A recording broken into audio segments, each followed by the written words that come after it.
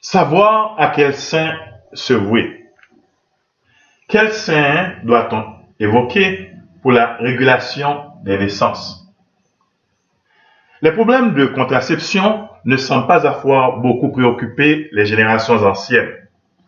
D'une part, parce que dans les milieux populaires, les enfants représentaient moins des bouches à nourrir que des bras aptes à fournir un travail au bout de peu d'années. Et d'autre part, sauf dans les cas de misère noire, on considérait la venue d'un nouvel enfant comme une bénédiction du ciel.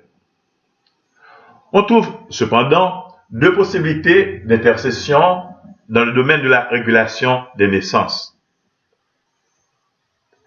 Saint Émilien. Saint Émilien fêté le 12 novembre, curé d'un village de Castille.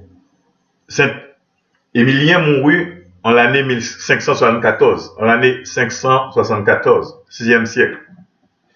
La légende prétend que dans le souci d'éviter les meurtres d'enfants, Saint Émilien conseilla à ses ouailles d'utiliser un procédé de contraception qu'il avait imaginé et qui lui valut le surnom d'Émilien au capuchon.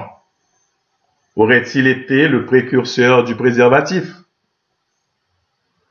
On peut supposer qu'il en eut l'idée, même si l'absence, à son époque, d'une manière adéquate, l'empêcha sans doute de mettre au point un outil vraiment efficace. La deuxième sainte évoquée pour la régulation des naissances est Sainte Wivine.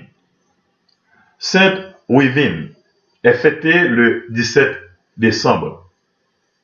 Sainte Wivine, que l'on évoque pour la régulation des naissances, vécut en ermite dans une forêt près de Bruxelles, et elle mourut en l'année 1170.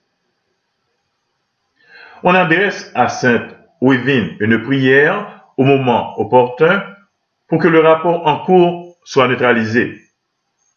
Toutefois, si la bienveillance de la sainte est assurée lorsque la demande émane d'une femme légitimement mariée et déjà chargée d'enfants, elle est plus aléatoire si les intentions de l'invocatrice sont seulement ludiques.